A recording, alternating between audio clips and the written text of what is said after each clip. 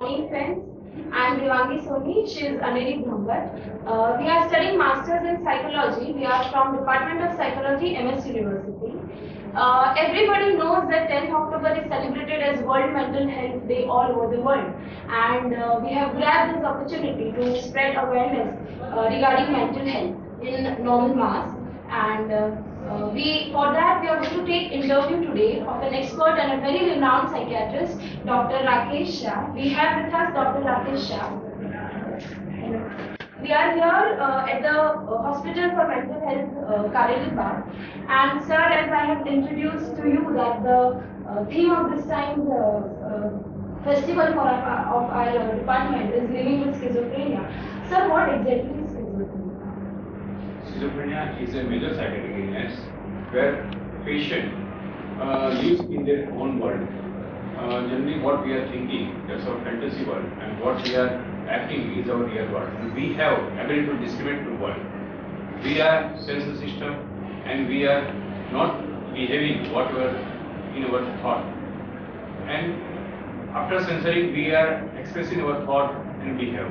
If this sense system gone, we can say patient is suffering from psychotic illness, or we can say that schizophrenia. Sir इसके symptoms क्या है? हमें कैसे पता चलता है कि the patient is suffering from schizophrenia?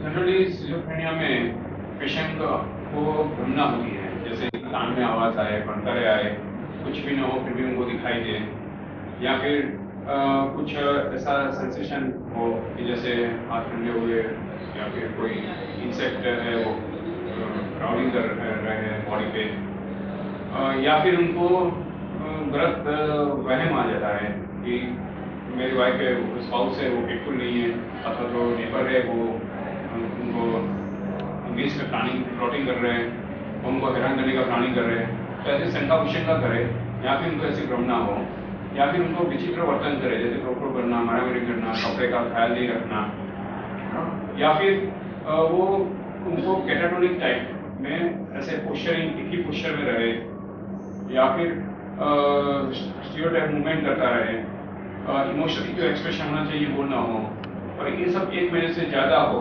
और कंटिन्यूस 6 मंथ ना हो, तो अब हम उनसे schizophrenia बोलते हैं। ओके सर, हम इसके ट्रीटमेंट के लिए हम क्या कर सकते हैं? इसके ट्रीटमेंट के लिए आपको साइकियाट्रिस्ट को दिखाना चाहिए, और उनको एंटीसाइकोटिक ड्रग देने से पेशेंट काफ़ी अच्छे हो जाते हैं। एंटीसाइकोटिक के अलावा फैमिली काउंसलिंग और पेशेंट को भी साइकोथेरेपी जरूरत पड़ती है तो वो देते हैं, और जो पेशेंट रेजिस्टेंट केस है जिसमें इम्प्रूवमेंट नहीं आता है तो उनको इलेक्ट्रोकार्डियोलॉजी थेरेपी मतलब जो शॉक देते हैं वो भी दे सकते हैं।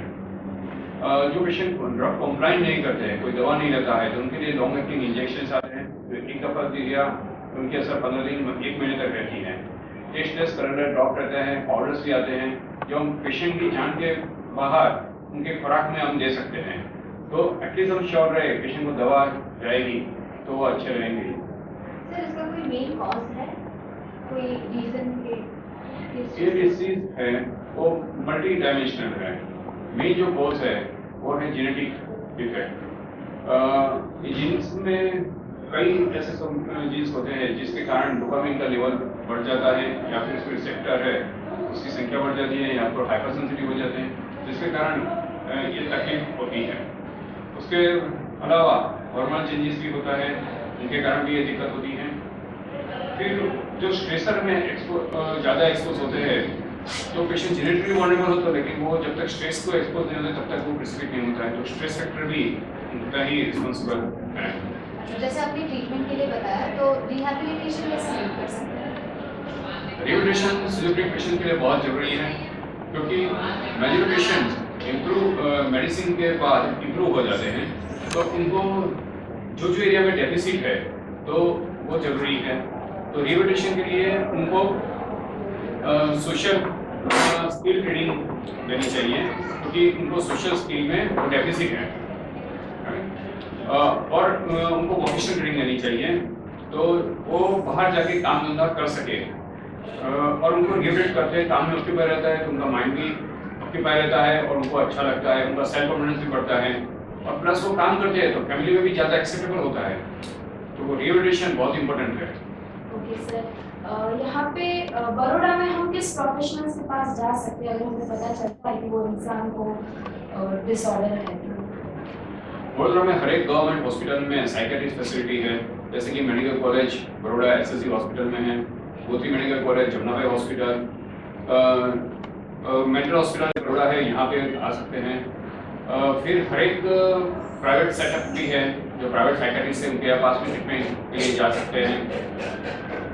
हर एक डिस्ट्रिक्ट हॉस्पिटल गवर्नमेंट ने साइकेट्रिक की कोर्स करी है और वहाँ 10 बेड का इंडोर फैसिलिटी भी है, तो वहाँ पर भी आप ट्रीटमेंट के लिए जा सकते हैं।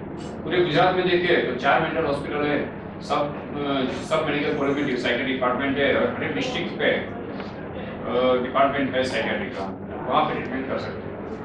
सर एज अ फैमिली या फिर सोसाइटी मेंबर हमारा रोल क्या होना चाहिए?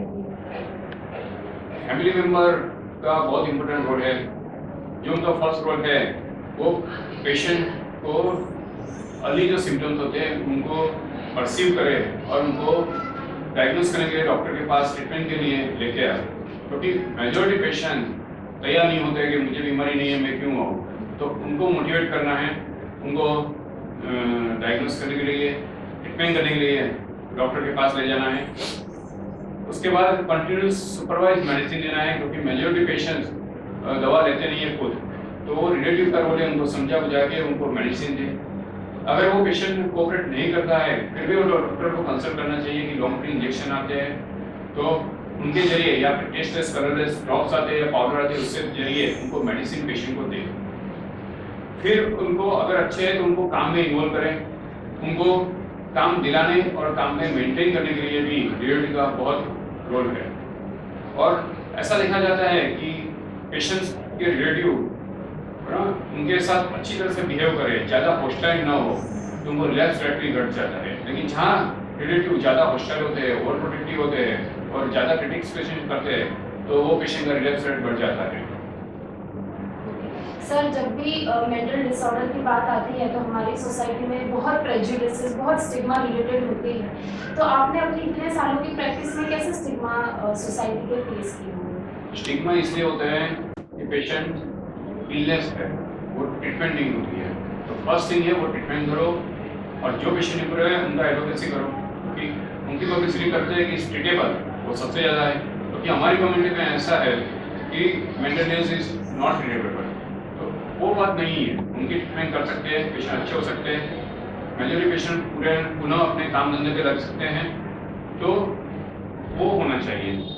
उनके लिए पब्लिक अवेयरनेस की बहुत ज़्यादा ज़रूरत है। हमारे यहाँ से भी हम पब्लिक अवेयरनेस का काम करते हैं, फ्रिक्वेंटली हम पोस्टर एग्जीबिशन रखते हैं, मीडिया में भी उसका पब्लिश करते हैं, पेपर में न्यूज़पेपर में आर्टिकल छपवाते हैं, करंट कैल्कुलेट बनाई है उनका फ्रिक्वेंटली ब्रॉडकास्ट करते हैं, जैसे उनको लोगों का पॉजिटिव एटीट्यूड बने मेंटल इलनेस के प्रति। यहाँ स्कूल कॉलेज का एकेडमिक विजिट के लिए हम उनको प्रोत्साहित करते हैं, जैसे जो भी बच्चे हैं वो एटलीस्ट मानसिक बीमारी में पता चले और वो उनका जो भी माइंड में जो डाउट है वो सब क्लियर हो, तो ये सब एक्टिविटी करते हैं। फ्रिक्वेंटली एनजीओ के साथ भी कोलैबोरेशन करते हैं और उनके साथ अवेयरनेस प्रोग्राम कैंप्स वो ऑर्गेनाइज करते हैं। ओके सर, हम काम की बात करते हैं तो हम ये पूछेंगे कि गवर्नमेंट हमें इस चीज़ में कैसे हेल्प करता है? कोई पॉलिसी है या कोई एड्स है गवर्नमेंट, कोई प्रोग्राम है? गवर्नमेंट का नेशनल मेंटल हेल्थ प्रोग्राम 1982 से लॉन्च किया हुआ है और नेशनल मेंटल प्रोग्राम अंतर्गत डिस्ट्रिक्ट मेंटल हेल्थ प्रोग्राम चल रहा है, तो ग्रेजुअली एम है कि भारत के हर एक डिस्ट्रिक्ट को कवर करना है। डिस्ट्रिक्ट मेंटल के जरिए हर एक डिस्ट्रिक्ट हॉस्पिटल साइकियाट्रिस्ट की पोस्ट क्रिएट की गई है और वहाँ 10 बेड का इंडोर फैसिलिटी क्रिएट कर गई है और हर एक पीएससी सीएससी के मेडिकल ऑफिसर को ट्रेन करा जाता है कि वो खुद पेशेंट को डायग्नोस कर सके और ट्रीटमेंट कर सके और एटलीस्ट साइकियाट्रिक कंसर्न के बाद फॉलोअप में वो ट्रीट कर सके, तो पेशेंट को जो आने जाने की दिक्कत होती है वो घर के नज़दीक में ट्रीटमेंट नहीं मिलती, उसके लिए जो ड्रॉप आउट होते हैं वो ना हो। और हर एक पीएससी सीएससी पे फ्री मेडिसिन अवेलेबल रखी हैं और सब पब्लिक अवेयरनेस का प्रोग्राम वो लोग करते हैं मास मीडिया का यूज़ करके। आप देख लो टीवी पे एड्रेस आ रही है, न्यूज़पेपर में उसका आर्टिकल से छपाते हैं और मेंटल हेल्थ एडवोकेसी का काम कर चल रहा है, तो वो कर रही है। प्लस अभी मैन पावर डेवलपमेंट स्कीम और सेंटर फॉर एक्सीलेंस स्कीम के अंतर्गत ट्रेन मैन पावर करने के लिए भी सब सेंटर को अपग्रेड करने की जुम्मेश चल रही है। सर ट्रीटमेंट की बात करते हैं और डिसऑर्डर की बात करते हैं तो इंश्योरेंस भी पिक्चर में आता है, तो हमारे यहाँ कोई इंडिया में पॉलिसी है इंश्योरेंस कवरेज की?